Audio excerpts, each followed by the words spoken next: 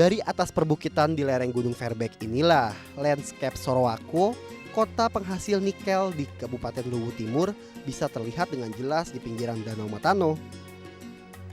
Kota kecamatan ini memiliki masyarakat yang heterogen, dari berbagai suku bangsa hingga warga negara dari 5 benua juga tinggal di kota kecil yang kaya mineral.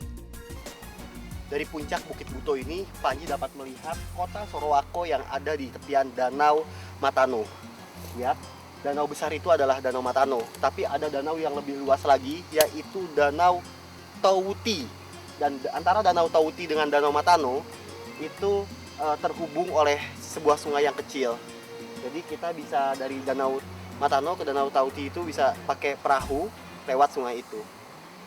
Melihat keindahan Danau Matano dari atas bukit membuat saya tak sabar lagi untuk menyeberanginya. Danau seluas 8.000 hektar lebih ini memiliki mata air unik di pinggiran desa Matano yang berada di seberang. Untuk melihat keunikan mata air Danau Matano, saya harus menyeberang menggunakan perahu dari dermaga.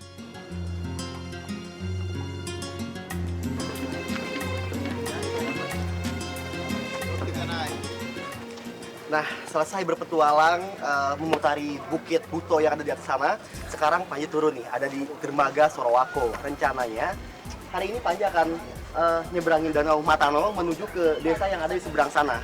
Di sana nggak kalah menarik dengan di sini. Dan Panji menggunakan perahu khas di daerah ini. Ikuti terus Panji ya. Bagi warga desa Matano yang berada di seberang danau, sangat membutuhkan kapal kayu untuk menyeberang ke kota Sorowako. Selain menjadi sarana transportasi orang, kapal kayu seperti yang saya naiki ini biasanya juga digunakan untuk mengangkut mobil ke desa seberang. Wah, Bang, ini perahunya unik ya. Jadi pemirsa, perahu sebesar ini dengan menggunakan 2 mesin, kemudinya lihat deh, cuma kayu segede gini doang. Ini yakin Bang? Nggak apa-apa? Nggak apa-apa. Bener? Sangat tradisional banget ya. Di perahu yang besar, berdiameter mungkin sekitar 4 meteran dan panjang 10 meteran, hanya dikemudikan dengan sebilah kayu seperti ini aja. Menyeberangi danau menuju desa Matano membutuhkan waktu 1 jam lebih, tergantung kondisi angin dan cuaca. Namun demikian, sepanjang perjalanan menuju desa Matano, mata kembali dimanjakan oleh pemandangan hijau pegunungan dan jernihnya air danau yang juga menjadi habitat beragam jenis ikan endemik Sulawesi. Tak hanya pemandangan alam pegunungan dan air danau saja yang menarik.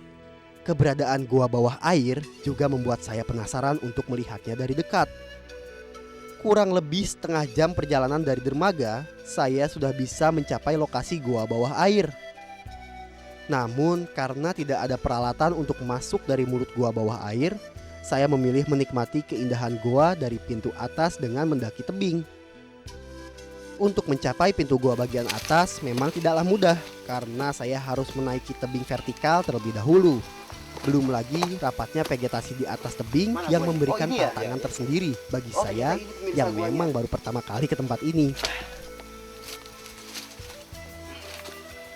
Aja harus hati-hati nih, soalnya ini licin ya, bisa-bisa jatuh ke bawah sana. Oh ternyata ini benar-benar gua besar, tapi dasarnya air pemirsa. Lihat aja dari sini Panji bisa melihat stalaktit dengan dasar airnya. Ini cukup luas juga ya, kita bisa berenang dan bisa loncat dari sini kalau berani. Tapi Panji sendiri belum pernah nih nyobain loncat dari atas gua kayak gini. Gua bawah air ini merupakan salah satu dari sekian banyak gua di sekitar Danau Matano.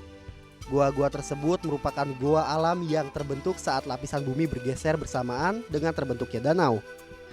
Keindahan alam yang dimiliki Bumi Batara Guru Luwu Timur, Sulawesi Selatan membuat perjalanan saya menyeberangi Danau Matano sekitar 1 jam lebih terasa sangat singkat. Jajaran rumah warga desa pun mulai tampak di pinggiran danau. Gak lama lagi Panji sampai di desa Matano, Kecamatan Nuha, Kabupaten Luwu Timur. Kehidupan menyatu dengan alam menjadi ciri khas warga desa Matano.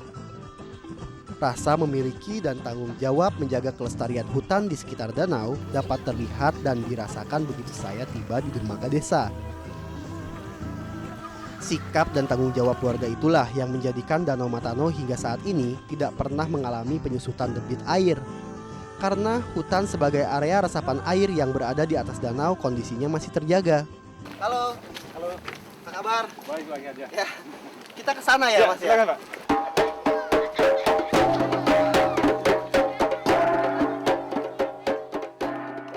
Belum selesai kekaguman saya akan kondisi alam di Desa Matano. Keramahan warga dengan adat istiadat yang masih mereka pertahankan kembali membuat saya terkagum-kagum.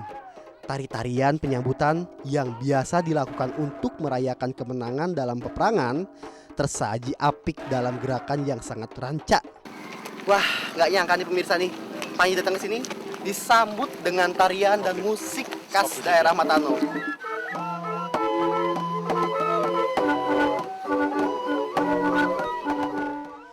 Penampilan para pemusik tradisional dengan alat musik bambu tidak kalah menariknya. Alunan musik dengan irama khasnya membuat saya dan warga desa yang menyaksikan sangat terhibur.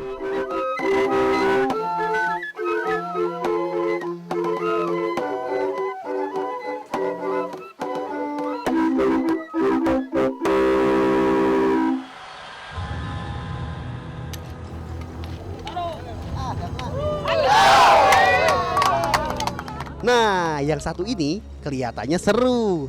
Tua dan muda menjadi satu dalam sebuah permainan unik khas Matano. Ya, sebuah permainan tradisional menggunakan tokat kayu dan batok kelapa. Warga di sini menyebut permainan ini dengan nama Melogo. Sekarang Pak Ibu coba nih permainannya. Jadi kulit kelapa dibentuk agak segitiga kayak gini ya. Terus di tempurung ya kulit kelapa kan. Terus pakai itu didorong ya Pak ya. Cobain dong. Pakai bambu. Boleh dikasih begini. Lewatin garis ini ya. Ya. Yang terlalu keras sedikit. Ya.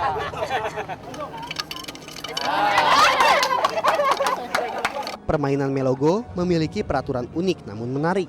Saya pun akhirnya hanyut dalam permainan tradisional warga Matona yang biasa dilakukan sambil menunggu beduk maghrib saat bulan Ramadan. Yes! Gak mau kalah dengan pria yang sedang asik Melogo, para perempuan tua dan muda juga tampak konsentrasi melempar biji-bijian ke dalam lubang yang ada di depannya. Unik ya, bahannya tuh pakai kemiri dan nama permainannya sendiri permainan butu. Ibu-ibu ataupun laki-laki bisa main ini.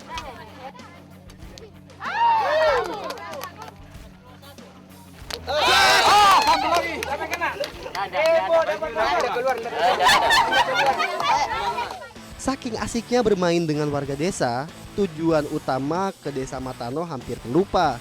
Ya, melihat sumber mata air danau yang memiliki keunikan. Warga di sini meyakini sumber mata air Matano ini memiliki keistimewaan di samping keunikannya.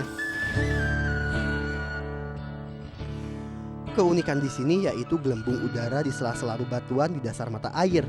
Hanya akan keluar jika kita berteriak "Bora Bora!". Nah, untuk membuktikan, saya harus mencobanya. Bura bura bura. Tuh, keluar tuh. Bura bura bura bura tuh. Keluar. Bura bura, keluar. Bura bura bura, keluar tuh. Bura. Andainya setiap orang tahu tentang air yang rakyat kita. Hutan dan vegetasi di dalamnya merupakan kawasan penyangga yang bisa menyimpan air, sehingga debit air danau tidak pernah berkurang. Di sini, hutan sangatlah dekat dengan kehidupan warga desa.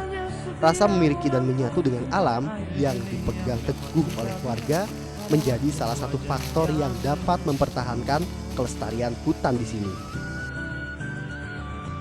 Tak hanya debit air danau yang terjaga dengan kondisi hutan yang masih bagus, satwa penghuninya pun juga akan merasa nyaman hidup di dalamnya.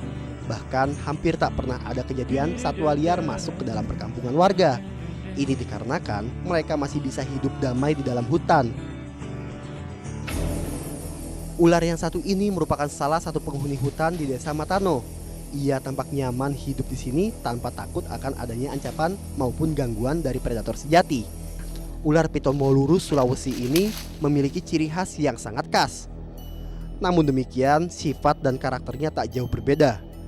Ya kalau dideketin akan langsung nyerang.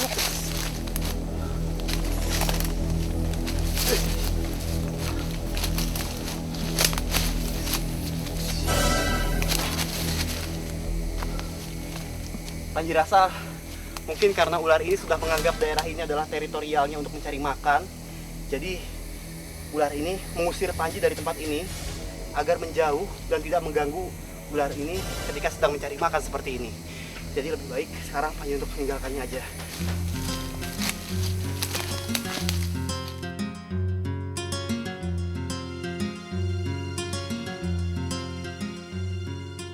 Hari sudah mulai gelap. Ini tandanya saya harus segera kembali ke kota Sorowako. Oleh karena itu, saya harus mengejar waktu supaya bisa berbuka puasa bersama teman-teman yang mungkin sudah menunggu.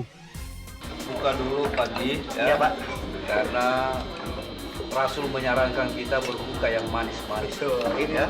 Ya pemirsa, akhirnya petualangan Panji hari ini diakhiri dengan berbuka puasa bersama teman-teman dan tentunya dengan Bapak Bupati juga. Dan Panji akan melanjutkan petualangan Panji selanjutnya. Nanti tetap terus ikuti petualangan Panji ya. Ayo Pak. Menutup hari pertama petualangan di bumi Batara Guru Luwu Timur sambil berbuka